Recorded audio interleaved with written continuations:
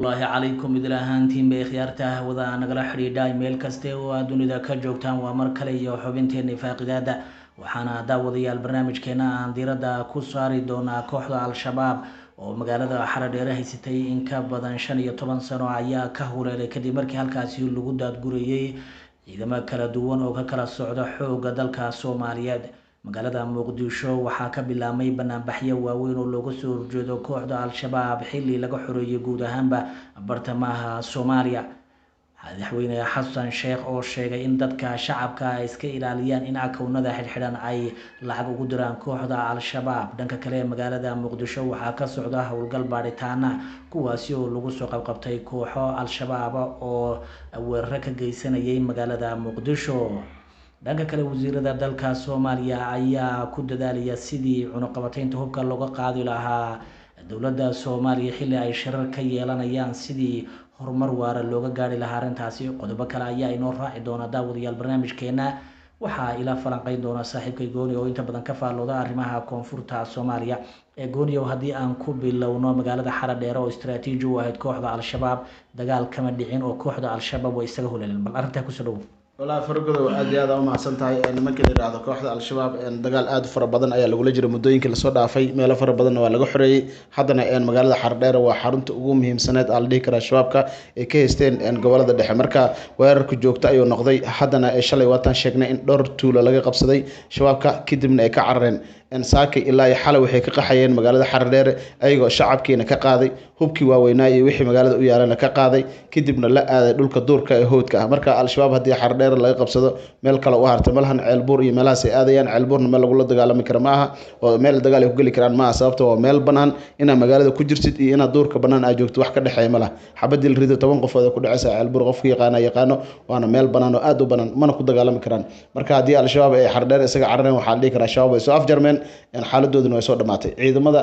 ka socda Puntland ee BSF loo yaqaano ciidamada gorgor ciidamada haramcad iyo ciidamada loo yaqaano NISA iyo ciidamada xoogga Soomaaliyeed ay isku biirsaday inay shabaabka ka saaraan magaalada Xaradheere iyo ciidamada galmudug dadka deegaanka dhamaantood ciidamada hadda aragtid ilaa 7,000 ama 6,000 gaaraya ayaa magaalada Xaradheere ku sii socdo shabaabkuna way arkeen inay ciidamada u babacdhigi karin way arkeen in xaaladdu ku adkaatay in hoodka ayna macnaha ay u qaxeen waxa kaaga sii daran dadka shacabka ah magaalada way ka saareen hal qof oo shacab magaalada ku nool malaha way wateen waxay dhan waa inaan qaxdaan oo anagana la qaxdaan hadda waxa la sheegayaa shacabku inay doorka iyo geedaha hoostooda ay shaax ku garsanayaan ayagoo qax ah oo waliba alaabahooda dhabar ku wato joodariyaashooda iyo in wixii ay wateen badoorka la aaday marka shabaabku noloshu waa ku xumaatay meel ay galaan ay la yihiin laakiin waxa waa iska rafanayaan rafasho ma taqaana cali jeeto hadlay magaalada Muqdisho ku sugan wuxuu sheegay in shabaabku hadda markii ciidamadooda ay dagaal galaan oo magaalo laga qabsado inay ka bedelaan meeshaas laga qabsaday ciidamadii halkaas ku sugnaa waxay u ururayaan jilib kuwa kale keenayaan cusub si aan u sheegin tuul hebel magaalo hebel naga qabsado sayis u dhahin wuxuu dhahay kuwii maanta dagaalamo isla maanta la qaada wuxuu dhahay kuwii barro waa la diraa oo meel yar oo halkaas ka tirsan waxa la yiraahdaa Shabeellaha Hoose marka kuwa kale cusub ay keenayaan waxba ogeenba telefoonana ma wataan xiriirna ma sameyn karaan oo hadda shabaabku ma ogaan karaan telefoonada internetka looma ogola shabaabka inay ciidamadooda ay qaataan oo hadda idaacadaha kama arki karaan waxba idaacadaha daawadan ay dhageystaan looma ogola television ma daawan karaan wax la ogol yahay male marka ninka asagoo dhagool meeshan laga soo qaaday meeshii lagu laayay iyo kuwa dhintayba loo sheegi ma kuwa kale cusub la gala meeshan xoreey waa ku dhamaanay waa laga qabsanaa inta soo harto waa la qaadaa hadana meel kale la geeyna marka shabaabku wuxuu dhahay tactic kale ay isticmaalayaan xaaladana ku adkaatay marka hadii magaalada Xaradheere laga qabsado shabaab waxaan dhigi karnaa in dabarjarkoodu waa soo dhawaaday xaaladooduna way soo adkaatay isku dhamaad ay marayaan shabaabka marka waxaan arki doonaa in Xaradheere hadda ka bixin meeshii aadaan faragoodu Gooni waad mahadsan tahay dhanka kale madaxweynaha Jamhuuriyadda Federaalka ee Soomaaliya waxa uu tilmaamay in akoonadii laga xidhay kooxda al-shabaab la soo bandhigi doono dhanka kalena shacabku wuxuu ugu baaqay inaysan wax lacag isaga dirin taasoo dabagal laftigooda ku noqon karta dadka shacabka faragooda waa sax horta shabaabka markeedii horeba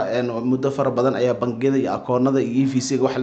loo yaqaan isticmaali jireen ninka la rasaaraha Soomaaliya waa Soomaaliya way sheegay 250 akoon inay xireen 70 sim card oo lacag lagu diri jirna inay xireen marka wuxuu sheegay madaxweynaha Soomaaliya in shacabku aysan ku kadsoomin ama aysan lacag u dirin shabaabka maadaama maadaama ay waqtigooda dhamaaday akoonadii iyo bangiyadiina lacag la xirayna lasoo bandhigi doono saraakiishii iyo ganacsatadii shabaabka la shaqeynaysana wuxuu yidhi in lasoo bandhigi doono cadeymahoodina la hayo in kullina dadka shacabka loo soo bandhigi doono warbaahinta ay daawan doonto ayaa idin ballan qaadaya laakiin wuxuu dhahay shabaabka wax xiriir hala samaysanina guryihiina ku qaabilinina teeda kale wuxuu dhahay wax lacag iyo wax qarashaas ka siinina shabaabka way dhamaadeen waqtigooduna uu soo afjarmay kacdoonka ugu dambeeya marayna magaalada muqdisho aan ku sugannahay amnigii aan ka hadlaynaa waxaa shabaab ayaan kasoo horjeednaa oo micnaha u mudaharaadaynaa marka wuxuu yidhi yani shacabka ku qaldoomin qof kastoo lacag u diro ama xiriir la sameeyo ama ganacsata ha ahaado wuxuu rabo ama saraakiisha dowladda ha ahaado waa lasoo bandhigaa adduunku waa hormaray aaladaha casriga la isticmaalaya dhegeysiga teknolojiyadda ayaa la isticmaalaya marka wuxuu dhahay waa in amniga lagu dadaalo shabaabkana wax xiriir aan lala yeelan marka waa ugu baaqay shacabka shalay haddana shalay iyo doraadba banaan baxay inay ka digtoonaadaan inay wax xiriir la samaystaan shabaabka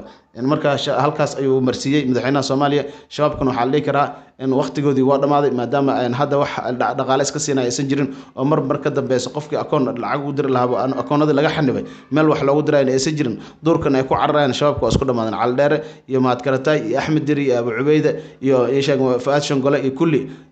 nimanka ugu waaweynaa saraakiisha shabaab ugu waaweynaa ayaga marba meel ay galaan la oo maalinba meel ku carara maali Ceelbuur ku carara maali Jiliba ku carara had saako ina gaareen la sheega ayagoo baxsad inay saako orod ku gaareen Caldheere marka laga raabay inta kale saako way ku sugeynaa leh marka shabaabka ayaga noloshooda cariir ku jirta qofka lacag iska siiyo oo shacab Soomaaliya lagu dhibaatay ama qaraxi looga faa'iideysto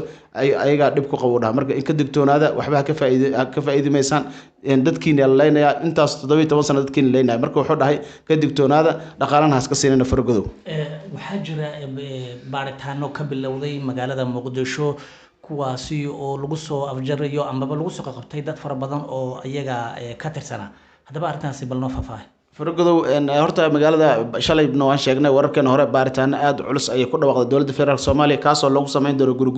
guri walba in la baari doono ay ku dhawaaqday isla xalay baaritaan ku bilowday waxaana la baaray degmooyin fara badan oo kamid tahay Yaaqshiid iyo Hilwa iyo deegaano kale oo ka tirsan dhankaas iyo waxa la yiraahdaa Kaaraan marka baaritaankii waxa lagu soo qabtay ilaa 25 qofood oo shabaab ah iyo saraakiil iyo dad dumar isugu jira xataa qof haweena la soo qabtay oo guriyeeda qarax ku haysatay oo waliba qof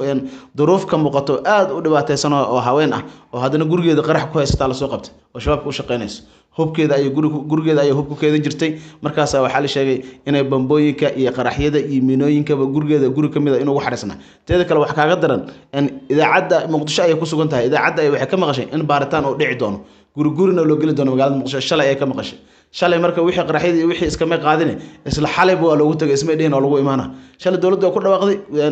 ninka la yiraahdo gudoomiyaha ku xigeenka amniga ee gobolka Banaadir yabaha ninka la yiraahdo shalay ku dhawaaqay in baaritaan guriguri la sameyn doono shacabkuna ay dul qaataan isla xalay 2 saac baaritaan ku bilowday xalay 9 saac la soo gabagabay xalay isla habeenimo gurigeeda loogu tagay ayadoo bambooyin iyo qaraxyo iyo minooyin iyo rasaas iyo hub ay qori AK-47 furfuran balay dhan ku haysto jawaana laga soo bixiyay marka waa idaacaddan way ka faa'iideysay wixina iska meesan qaadin isla xalayna waa la soo bandhigay ayadoo 9 saac habeenimo video laga soo qaaday sawiraan ayaa la soo galiyay baraha bulshada gaar ahaan telefishinka dawladda ayaa la soo galiyay marka shabaabka baaritaana ku bilowday macal dumarkooda macal ragooda waa la soo qabanay saraakiil ilaa 25 saraakiil iyo ciidamo caadi isugu jiro oo shabaab ayaa gacanta lagu soo dhigay teeda kale wax kaaga daran shacabkii ayaa sheegay waxay leeyihiin fargodow waa kana nimankaana shabaab ah ninkaana ka shakinay guriga ka Kristo wuxuu ma qaani hadda waxa bilaabatay in shabaabka laga cararaba ninkii magaalada ama xaafadda ku cusub laba maan lagu arko in dawladda loo sheego war ninka waa kana anaga shaqo kuma leeyin marka shabaabku waa soo waqtiga ay soo dabar jarmi lahaayeen ayaa la joogaa xaaladooduna isku dhamaatay guul ayna dawladda Soomaaliya shacabkeeda ka gaareen waxa la dhihi karaa hore u socda shabaabka ka soo afjara Soomaaliya horumar ay gaari doontaa hadii shabaab laga soo afjara fargodow aad iyo aad baad u mahadsan tahay gooniyow dhanka kale waxaa la sheegayaa in wasiiradu ay ka shirayaan sidii horey loogu sii qaadi lahaa arrinta cunaqabataynta hubka oo ma garanaysa arrintaasi ay ku dadaalayaan oo dawlado fara badan iyo qaramada midoobay si ay uga xaajoon lahayn arrintaas والله horta hubka in laga qaado hubka cunaqabataynta hubka in laga qaado Soomaaliya aad ay u fiican tahay sababtoo ah waxay ku jirtaa dagaal aad u culus waxay ku jirtaa shabaab waxay ku jirtaa argagixiso ay fakareynayaan wadamo fara badan oo qaliijka iyo wadamo kale oo carab iyo kamid ah marka shabaabka dagaalka lagu hayo ayaa wuxuu yahay culays marka waxa u fiicnaan lahayd in hubka cunaqabataynta laga qaado wasiirada Soomaaliya ayaana shiray shalay oo maxal ah iyo dorad boo shireen waxayna ka shireen qaabkii hubka cunaqabataynta Soomaaliya saar looga qaadi lahaa ama ugu yaraan looga qafiifi lahaa si shabaabku ugu guuleystaan una soo daba jiraan marka wasiiradu way shireen xiriir ayana la sameeyeen UN-ka ayana warqad u gudbiyeen warqad warqadahaas oo golaha ammaanka qaramada midoobe loo gudbiyey in hubka cunaqabateynta laga qaado Soomaaliya waqtigan wixii ka dambeeyana aysan jiri doonin si macnaha hubka ishaga looga xayiro Soomaaliya maadaama argagixisada ugu weyneed ee wadamada dariskana ka dhibtoodeen wadamo kale oo caalamkana ay dhib ku qabaan in macnaha la dagaalamayso dowladda Soomaaliya Xasan Maxamuud dadaal fara badan ay ku bixinayso waxay u baahan tahay hub fara badan iyo sanad military ciidamo 5,000 ayay heshay oo Eritrea laga keenay kuwaas oo u baahan in la qalabeeyo hub fiican la siiyo gawaarida gaashaaman iyo tiknikadana la siiyo u baahan marka waxay ka codsadeen beesha caalamka inay hubka cunaqabateynta Soomaaliya laga qaado si Soomaaliya guul u gaarto cageedana isugu taagto inkastoo la leeyahay wadamo fara badan oo wadamada dariska iyo carabta ay kamid yihiin ma ogola in Soomaaliya cageeda isku taagto guul weyn ay gaarto hub fara badan ay hesho kuma qanacsano wadamada ku qanacsan waxa kamid ah Ethiopia Kenya Djibouti iyo waxa la sheegayaa in Uganda nafteeda inay isku qanacsaneen aysan doonaynin in Soomaaliya cageeda isku taagto maadaama ayagu ay ka joogan ciidamo ka socda wadamadaasi kadibna ay doonayaan in ay u sii ahaadeen admis ciidamada lagu magacaabo waxay kala socdaan wadamadaasi ilaa Burundi ay ka socdaan marka waxay doonayaan in ay qandaraas ku sii qaataan oo aan macnaha waqtiga uu ku dhamaado dowladda Soomaaliya ay cageeda isku taagin ayaguna Soomaaliya ay ku sugnaadaan hubka iska sii macnaha ay iska sii haystaan dhaqaalaha halkaas ka soo galaya marka in aad iyo aad ay ugu dadaalayaan in Soomaaliya aan hubka cunaqabateynta laga qaadin wadamada ku dadaalayaan waxa kamid ah Kenya iyo Ethiopia iyo Djibouti iyo Burundi iyo Uganda intaba waxay ciidamo ka joogaan Soomaaliya marka taas ayaa keenaysa culayska in hubka cunaqabateynta Soomaaliya lagu hayo laakiin wasiirada way codsadeen in waxa la leeyahay in go'aan laga gaaro ayaa laga yaabaa maadaama sanadka cusub 2023 lagu jiro